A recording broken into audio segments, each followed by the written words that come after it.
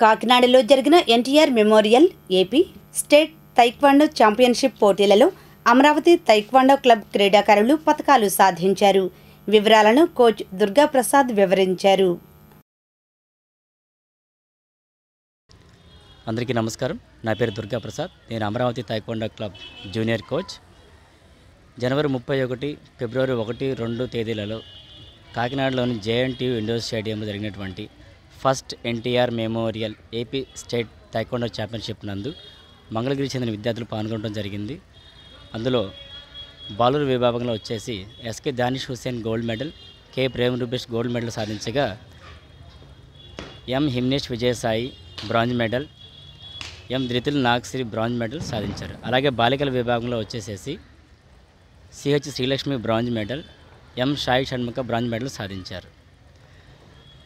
గత 7 సంవత్సరాలుగా మేము ఇక్కడ క్లాసులు నిర్వహించడానికి మాకు అవకాశం ఇచ్చి మమ్మల్ని ఎంతగానో ప్రోత్సహిస్తున్నటువంటి సీకే హై స్కూల్ మేనేజ్మెంట్ కమిటీకి మేము ఎంతగానో రుణపడి ఉంటాము. ఇట్లాగే ఎప్పటికీ వాడు మాకు ఎలాగ సహాయ సహకారం అందించాలని కోరుకుంటున్నాము. అలాగే చాలామంది గుర్తింపు లేని అదరేషన్లో ఉన్నటువంటి కోచ్లు చాలామంది కూడా కోచింగ్ ఇస్తూ ఉంటారు.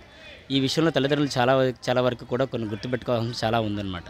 సో ఒక కోచింగ్ ఇస్తున్నాడు అంటే అతను గుర్తింపు పొందిన అదరేషన్లో ఉన్నాడా లేదా, అతని నుంచి సర్టిఫికేట్ వాల్యుబులా కాదా అని కూడా తెలుసుకోవాలి.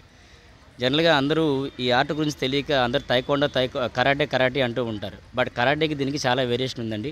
కరాటే అనేది మనకి జస్ట్ నేషనల్ గేమ్, అలాగే ఏషియన్ గేమ్స్లో మాత్రమే ఉంటుంది. బట్ తైక్వాండో అనేది international game, Olympic game, Commonwealth game, Asian games అన్నింటిలోనూ ఉంది.